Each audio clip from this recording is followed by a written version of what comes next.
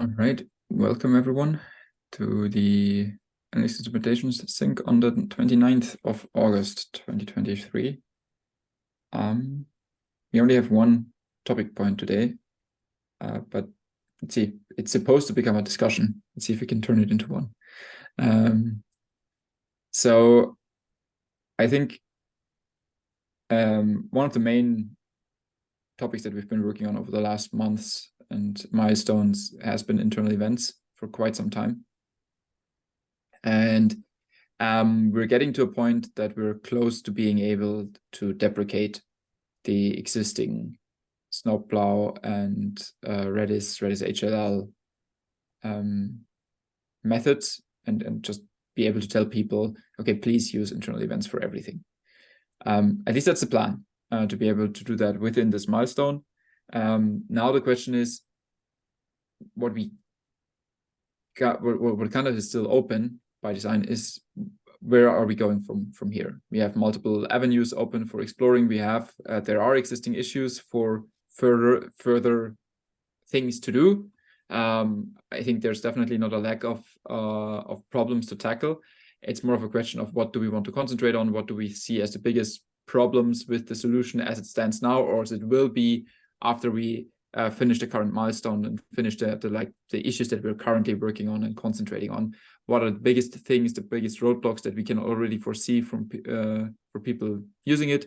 I think we also gathered the first feedback, and I think Danuja at least talked to it already, one engineer implementing it. So yeah, I was just wondering to gather everyone's opinion a bit about what does everyone think that we should concentrate on next, that we should focus on, to make sure that we go into the right direction. Yeah, I think just to add to that, just to summarize the interview that we had with internal events, for the feedback for internal events. Some of the feedback that we got there was that the configuration was quite challenging and time consuming, and the documentation was straightforward, and they found the implementation itself also straightforward using internal events. But this group in particular was mainly doing aggregated events. So for them, from what I understand, was just a method change. But the opinion was that in case they were instrumenting both Snowplow as well as service ping, and getting both aggregated and event level data, in those cases, the internal events would really benefit. But that's the only feedback we've had for internal events, and we hope to get more feedback. But it looks like the configuration issue was something that we tried to address using the generator. It would be, nice to get some more ideas of, if that can be done outside the generator, and if we need to go ahead and get that ready. And like Basti mentioned, I already see some issues in place to improve internal events, and it would be nice to brainstorm and get more ideas on how we can make it better.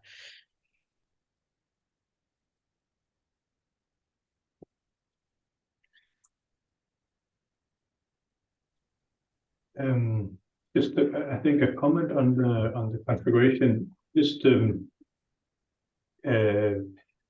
when we talked about this back in the spring, I guess, so like almost half a year ago, Nikolai and I talked about using the generator, and an idea that also came up was which was just very early, but kind of just an idea, was to do some kind of like a wizard or something that is not a command line generator, but more like a visual tool. If I remember correctly, what we talked about was maybe it could be part of the metric dictionary or something like that, where you could go say, okay, I want this type of this type of metric, and maybe it's defined on this existing event, or I want to define a new event, and then you would get asked to fill out the things. It was kind of the kind of a tangent from the discussion we had about making a more interactive generator, where we would kind of ask users as they went along, like, okay, do you want to do that or that or that? But yeah, I think the complicated, the hard thing is that it's kind of complicated to understand metrics and events, and so it's kind of both some kind of training, or like it's kind of both documentation and configuration at the same time, which is a little hard in a command line tool.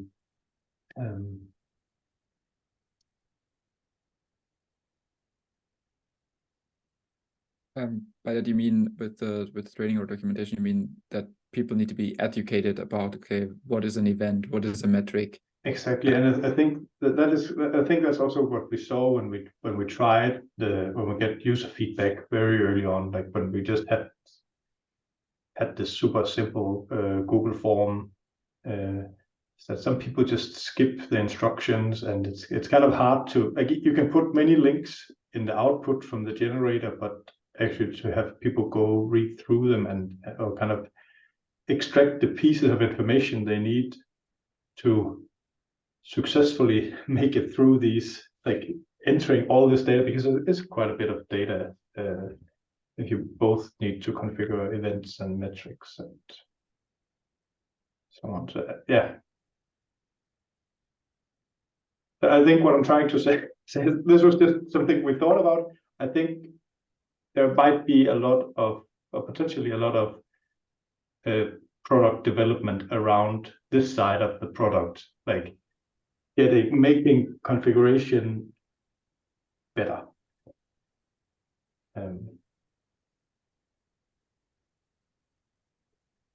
So a UI tool, if I understand right, would be would have more instructions, that they don't have to kind of go and look at the documentation, and would have more step-by-step a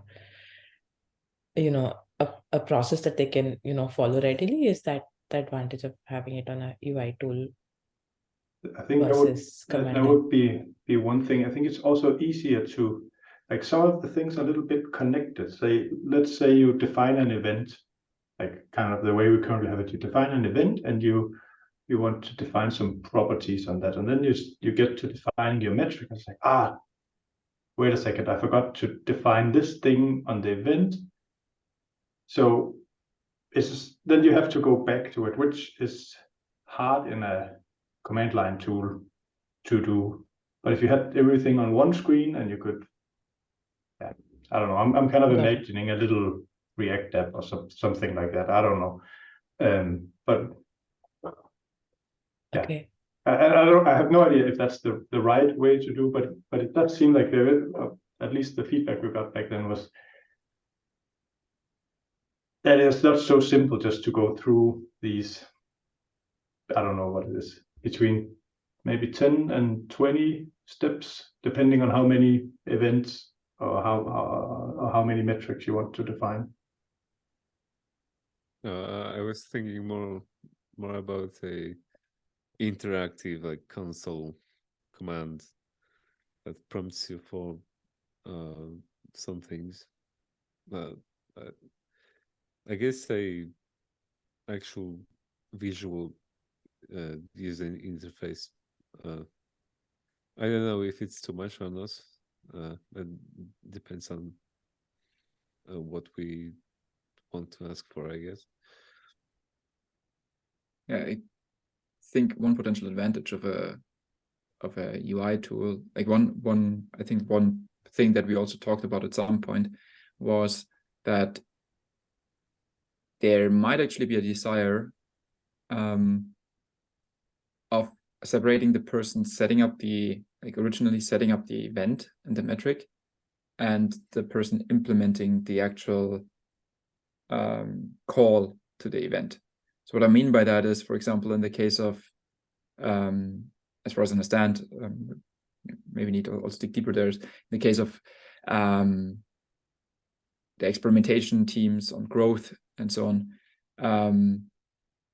it might be helpful for a data analyst or the product manager to go in and say, like via a UI tool, create the event and say, okay, I want to have this event, I want to have that event, I want to have this metric, I want to have that metric, copy the outcome, or like have a link or with the outcome, or copy the outcome into an issue.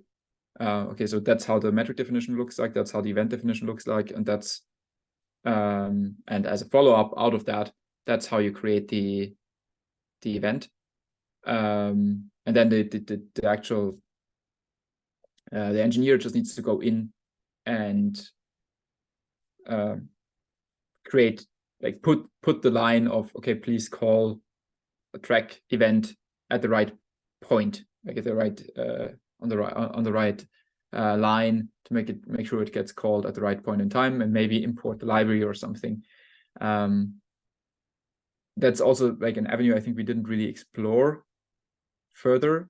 I think there is the potential that this is helpful. It could also create more confusion. I don't know, but it's a bit this disconnection that I can see with the product manager or data analyst or someone tells the engineer to implement something, but as an engineer, you're not really the user of this data at the end. So you don't have that much understanding of, okay, which are the properties that should definitely be tracked, which are the maybe naming or things like that, because you're not the one that then, I don't know, needs to go through all the events in Sisense and figure out which one is which and all those kinds of things. I think that just that was something, at least at some point, that also came up in the discussions around kind of generating definitions and so on. Yeah, I think that makes sense, because the analyst and product is probably closer to what they want, the insights they want to generate from these events and metrics, and they're less likely, they're more likely to cover the range of things that they need. And probably a lot of, we'll also be avoiding information, loss of information when the product and engineering is talking to each other, and so it's just one lesser step. But one of the things I was thinking of is if we have a UI, how likely are we to kind of cover a large range of use cases for different, products or features that might come up within GitLab, and the different events and metrics that we'll cover? Like, will we be able to create a standard that's kind of applies across any kind of feature within GitLab? I think the standard generator that we have already, I believe it's already should cover all of the cases, except for the ones for which we have issues, like hunting a few different events, but we would need to add some of this functionality first before we can also generate metrics that can do it. Yeah, so I think we probably will not have concerns in this area. Okay. Overall, to me, it's also sounds, well, I'm also thinking of it from user perspective, because we also sometimes generate these metrics, and I, at least personally, also never really like these generators. They felt kind of complicated. You have to remember all the arguments, check everything. And it does feel to me like probably it would be easier if it was just a form on some web page. You would, for example, have some select boxes, which would already make things simpler. Like, for example, for unique values, right now we have user ID and something else, but basically it's just these two options. Yeah, although about putting it on metrics dictionary, probably it could generate some other problems with, like, our tool code bases going in different directions. We would add some changes on GitLab. They will not be included in our generator. So probably it would be good to have it all in the same repo, but like, I'm still thinking how because we would essentially need like a web page for it. But overall, I think it's a cool direction to take this UI. I don't know what others are thinking. Yeah, I agree. Like, I think that makes sense. I would vote for metric dictionary and like maybe have something like create a new metric so that prompts the user, and like as Mihao said, like we can have all the checkboxes and all those things. And in the UI, I think it would be user friendly compared to the generator, like all the arguments we have right now. So I think we can go with that. Like in the past, like while reviewing, I found like the people are just copy pasting from other metrics, and in other metrics there is some issue, like some comments, like it's just being carried forward. So I think maybe we can avoid cases like that as well. Yeah, it seems like a good idea to have it in the metrics dictionary because it's also a repository for other metrics. So it's kind of easy to check if some of the metrics and events are already available before they could implement it. Like, it seems like, instead of having multiple places, it seems like a good idea to have it in the metrics dictionary. Yeah. So if I'm understanding this right, so because we did have the plan to improve the generator anyway. I think what I'm taking away with me from that discussion are mainly two things. One thing is that this is still a very important topic because we're concentrating so much on it, to this whole like making it easy to set up new metrics. Kind of that's what the generator is targeting as a problem to solve. That's one outcome, okay, that we should concentrate on figuring out a solution to that within the next, or kind of at least iterating on that problem over the next milestones. The other one is that the original intent, like the original plan, was to change the current generator to have it in a more interactive style, which would relieve the need of remembering a lot of arguments or anything like that. So it's just kind of, it's asking you questions. At the same time, I can see that this has multiple problems. One of them is inaccessible to anyone, so to data engineers and so on, who are not actively using the GitLab monolith, or keeping that up to date. And the other one is that it's hard to or multiple things. It's hard to kind of link to documentation and so on, and to also this going back and forward is hard. That's the main thing that I also have in my mind when you have like a CLI generator. It's like you ask one question after the next. If you realize, I don't know, at question 10 that you should have answered something different on question 2, because it's really hard to go back. Versus when having this in some way of normal UI, whether it's a kind of standard form or something, it's a lot easier to just kind of jump back and add another line somewhere. And as a result of that, it feels to me that kind of that should be maybe at least from a product or Spike side of things, that is something that we should explore kind of doing a generating metrics via a UI instead of the CLI. That's something we could at least spend some more time on. Yeah, biggest benefit actually I see is like there won't be any prerequisite for that. Like you don't need to set up a code or something to like for generator and all those things. Like direct from the UI we can do that. So that's the biggest benefit I see there. Yeah.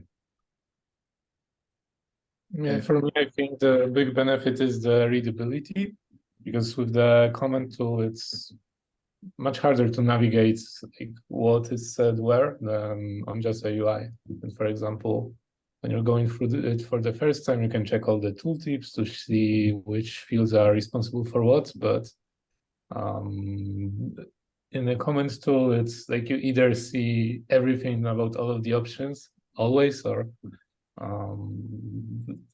we don't give data and just give like some links to documentation, or just like some other half options. So this I think would improve the user experience, like just better readability. I agree. I also think if we look at the current generator,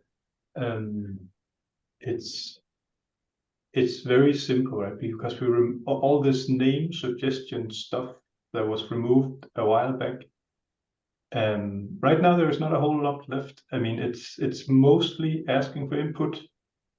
There's some validation to some of the input, like time frames and sources and so on. But even sources you wouldn't have to put in. That would just be something the generator would put in the definition. So it's basically, not to simplify too much, but it's basically receiving these inputs and putting them in some templates that we already have that the generator is using. I think it will also be super cool for, I mean, that's pretty ideal for a little spike, because we don't need to write a ton of front end. Like, it's not a bunch of Ruby code we need to migrate to the front end or something. It's more like receive input, put it in a template, and show some files. Yeah.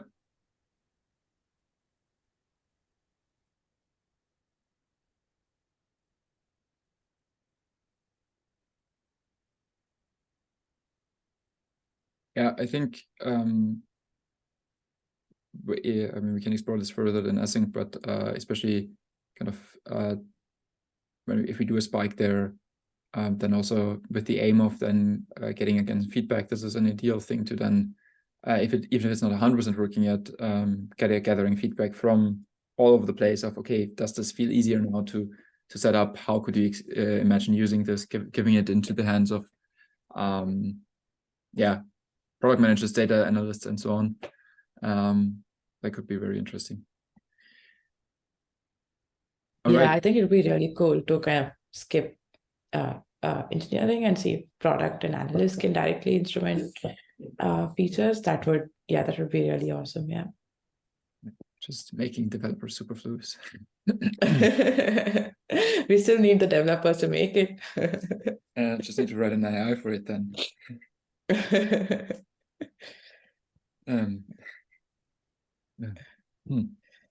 Okay, but I actually think most developers wouldn't be too sad if there would be an AI to automatically insert event tracking code. Yeah, I can imagine. Yeah. So we're already almost at time. Since there's a few more things in there that especially Jonas wanted to, like Jonas mentioned, does everyone have a bit more time to go into these other things as well, or should we reschedule that to next week? I have time, yeah. I also have time. Okay, then maybe let's go on with Jonas, your comment. So we can also talk about other potential avenues. Yeah, so I mostly put the comments there to give some context before this meeting about, well, what is going on, like what do we have shipped already, and what's being worked on. I think only the last 0.4 about non-uniques, that is not started at all.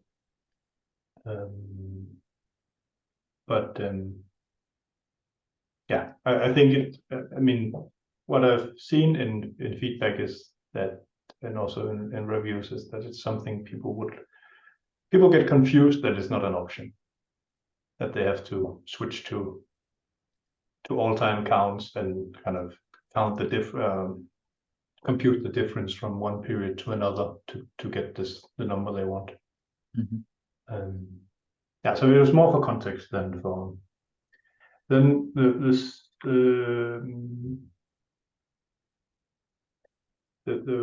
C bullet point there about multiple unique count uniques.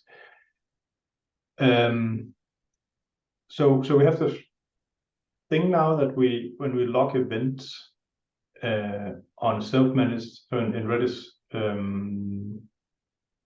we just have a counter that is defined from the key, where the key is defined from the event name. And when we start to offer to count multiple unique things. So like for the same event, have a metric that counts unique users and another one that counts the unique merge requests.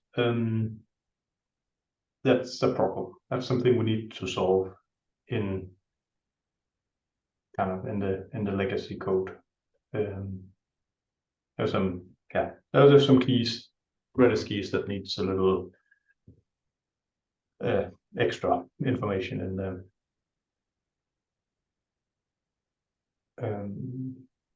Yeah.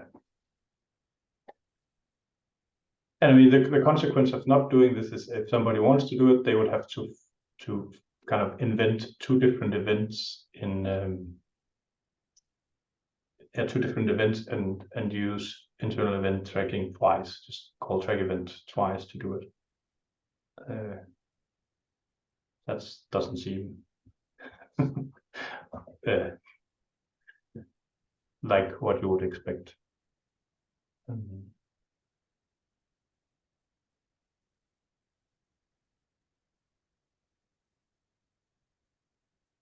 But I actually think the point Piotr put in there is also very good. I think we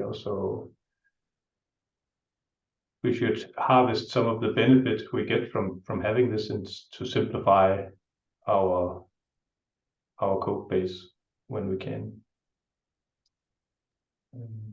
Yeah, I just hope that if we add a way to implement total counters in internal events, that would enable us to actually remove the legacy logic we had. Because I don't know, maybe that's just me, but if you ask me about the piece of technical depth that I dislike the most, it would probably be how we handle Redis metrics right now. So that would be nice. Okay, but that would That's mean a good argument. I think discomfort. Yeah. But that would mean migrating all existing Redis events so that we can remove that piece of code. Correct, Piotr? Yeah, unfortunately, yes. But fortunately, we can do that piece by piece because they are in their own little separate classes, I guess. So. Okay. Also seems I did some analysis of counted and no, I think we have like 90 or something like that in total. Yeah, something like that. It's not so and they're very like most of them are very similar. So it seems like it would be pretty straightforward. There would be a lot of change, but it's not very complicated, the changes.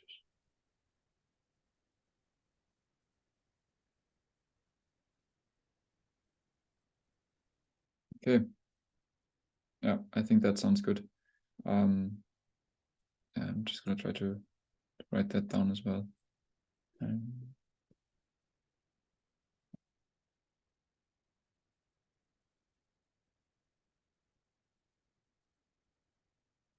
The one thing I'm still wondering about, or just from a priority point of view, because with the unique, when we talk about unique counts, I think, if I'm not mistaken, there's actually two things that are missing there. One of them is what Jonas mentioned in the sense of being able to have multiple different metrics that count different unique properties on the same original event.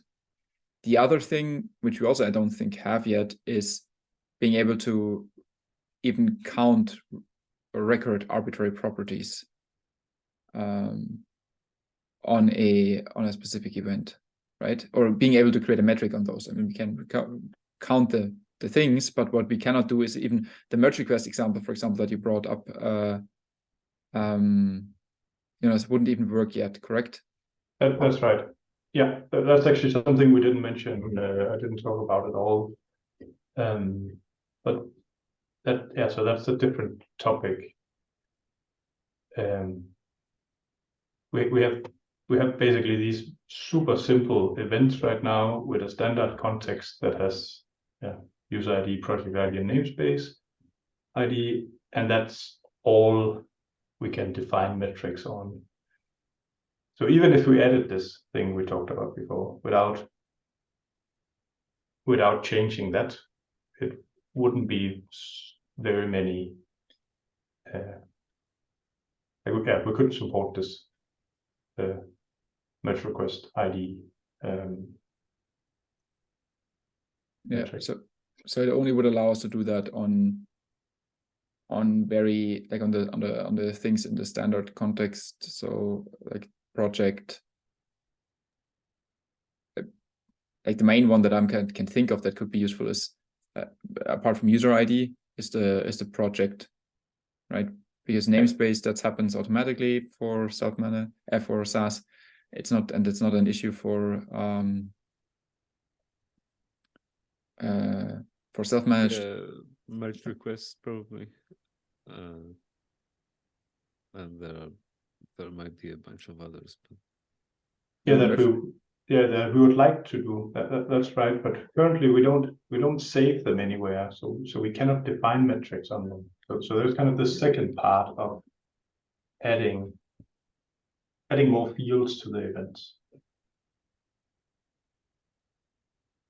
So that gets me at the point of priority, and where I so like to understand. So what does everyone think is? We have these two problems. On the one side, not being able to define multiple metrics on one event with different unique properties. On the other hand, even just being able to define uniqueness on more than the standard properties that are getting sent with standard context, like merge request ID, like maybe others. I'm just wondering what should come first. I mean, those two are kind of connected. Also from a technical point of view, it might make just sense to do one and then the other to not get in each other's way. But I'm wondering, is there a technical reason to do one of the two first? Because from a usage point of view, I'm kind of torn, because I can, like, both are edge cases, but yeah, I mean, as soon as we would enable people to gather more, like to define metrics on more different identifiers, also the need actually for the other thing increases. So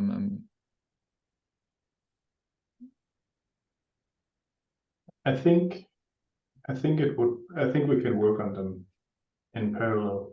Mm-hmm. I mean, adding that we can, so kind of adding the support for storing them in Redis is a little bit independent on how we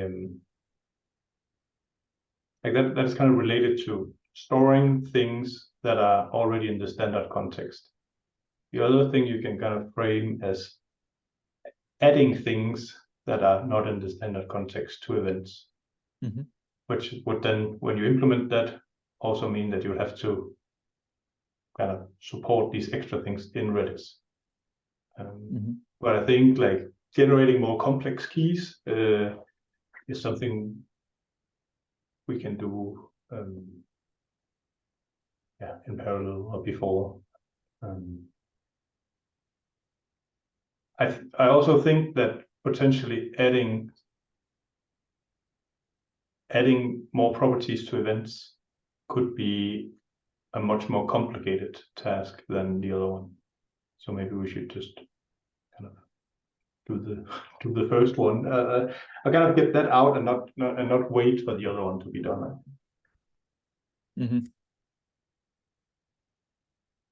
No, that makes sense.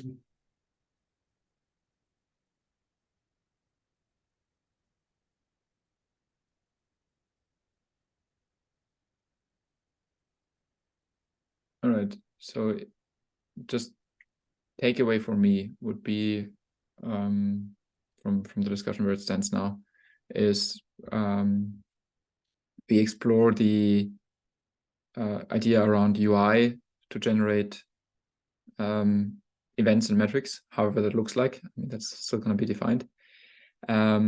And ideally, we can start work in parallel on the issues around allowing people to define multiple metrics on the same event with different unique properties, and on like defining uniqueness on things beyond standard context properties. Probably I'd assume that especially the last one probably also needs a spike to even figure out kind of how we'd like to do that. But those would then be kind of the focuses, or could then be the focuses for going forward.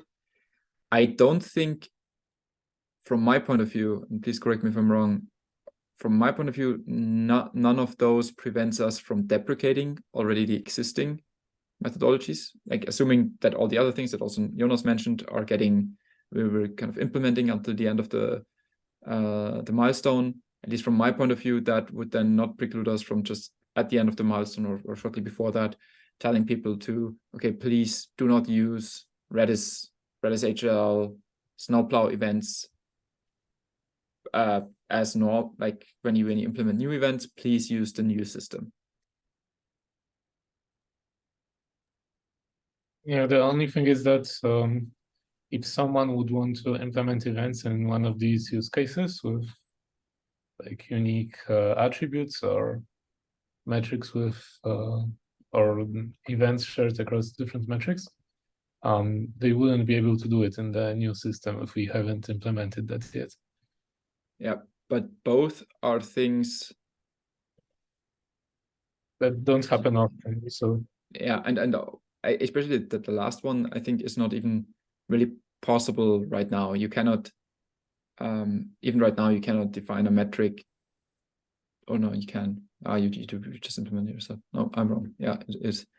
Yeah, it doesn't happen that often. I mean, we can also give that out as a disclaimer. Okay, if you are in those specific cases, then please talk to us, and we can figure out with them how urgent it is, if they can wait for our new implementation and be kind of a guinea pig for the new implementation, or if they need to they need to urgently use the existing methodologies. Yeah, that sounds good. Yeah, I think sounds good too. Cool. I mean, that's fine from my point of view. We're also quite over time, and I'm really happy I got what I wanted out of this discussion. And we have new inputs and agreement on the way forward. I guess it's now up to me and Tanuja to mold that into issues and send over to you, everyone else, for review. But I'm happy I at least me, I couldn't kind of have predicted the outcome of the first part of this meeting going into it, like where we ended up. And I think that's very helpful to have these a bit bigger discussions, to kind of talk through how we all see these different things together. So cool. Thanks a lot, everyone. That's it then. Thanks everyone, and thanks, Have a nice rest of the day. You too. Thanks. Bye. Okay. Yeah. Bye.